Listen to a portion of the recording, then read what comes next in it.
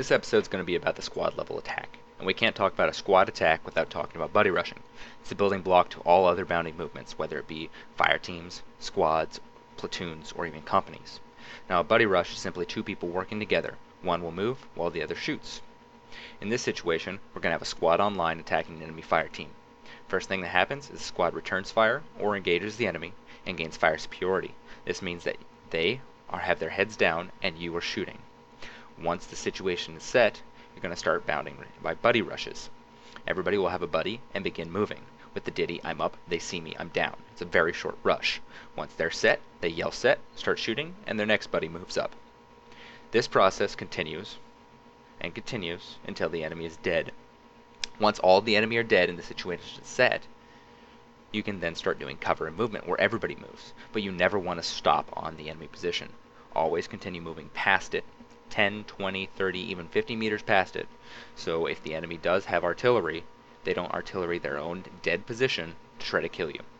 Now that we've talked about buddy rushing, which is the bread and butter of how a squad actually kills the enemy, we're going to talk about a squad attack in its full. Here we've got an enemy team. We haven't seen this graphic yet, but an open circle instead of a filled dot represents a fire team instead of a squad. So here we have an enemy fire team across an open area, probably a trail, and we want to kill him. What we need to do is start somewhere. That area that we're starting at is going to be a safe place called an assembly area. Enemy contact is not likely. It's not even not likely, it's remote. The enemy it's so far away from the enemy that it's not going to happen. For instructional purposes, we're going to assume that this assembly area has no chance of enemy contact. In the assembly area, you're going to do several things. You're going to gear up, you're going to eat, you're going to get your food, you're going to do the things necessary for you to accomplish a mission, and you're going to do it safely. You might do some rehearsals, you're probably going to do your pre-combat checks and your pre-combat inspections, that kind of thing. Op check your gear. Once you leave the assembly area, you're going to be moving towards the enemy. Once you get roughly close to where your assault position is, you're going to establish an ORP. It's called an objective rally point. Here, your squad or your platoon is going to go into security and get 360-degree protection.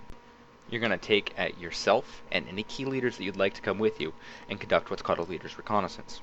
From that position, you're going to move forward and get to where you think your assault position is going to be. You're going to check it out. You're going to look at it. You're going to look to see if you can find the enemy and get positive eyes on the enemy. That's one of the key things that you want to do in a leader's recon, is actually get eyes on the enemy so you know that they're there, know what their orientation is, know their strength for sure. Once you get all the information you need, you're then going to pack up and head back to your objective rally point. Once you get back to your objective rally point, you're then going to get your squad up to speed, tell them the intel that you've gathered, and then you're all going to pick up and move into the position. Once you occupy the assault position, you don't want to shoot until you absolutely have to. The assault position is the last covered and concealed position that you're going to have before actually shooting the enemy. If you've already been in combat, you're probably going to reload here. You're going to do any last second pre-combat checks, prime any grenades, etc. Again, this is right before you actually encounter the enemy. After you're ready, you're going to move forward from the assault position online until you find the enemy. From that position, you're going to engage him. In this position, we've got two fire teams, which is our squad, and the enemy. We're in contact. This open area, we're going to buddy rush across during the attack.